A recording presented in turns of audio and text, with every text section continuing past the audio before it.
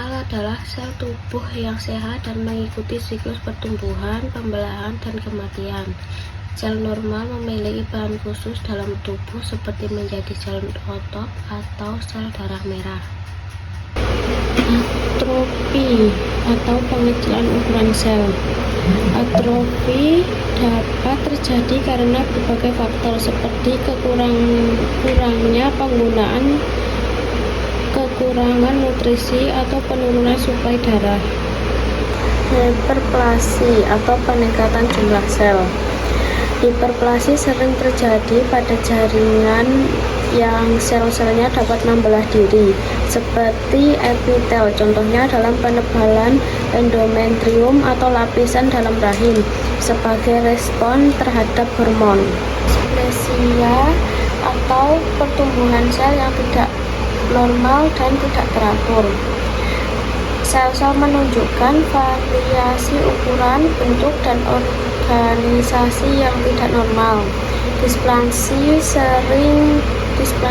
sering dianggap sebagai tahap awal perkembangan kanker. Hipertrofi adalah peningkatan ukuran sel yang menyebabkan peningkatan ukuran organ atau jaringan. Hal ini berbeda dengan hiperplasia, yaitu peningkatan jumlah sel. Hipertrofi dapat disebabkan oleh berbagai faktor, yaitu peningkatan beban kerja, misalnya pada otot jantung yang harus bekerja lebih keras untuk memompa darah karena tekanan darah tinggi. Rangsangan hormon, misalnya pertumbuhan otot rahim saat berkemih dipengaruhi oleh hormon estrogen.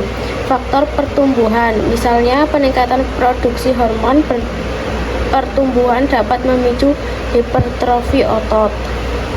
Metaplasia atau perubahan jenis sel menjadi sel lainnya. Jenis sel epitel berubah menjadi jenis sel epitel yang berbeda.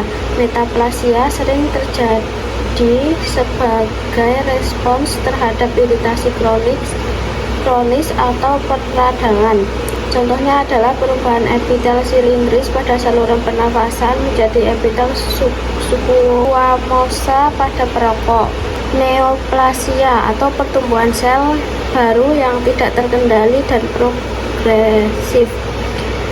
Terlihat pertumbuhan sel yang berlebih dan tidak terorganisir. Ini adalah neoplasia yang merupakan ciri khas kanker.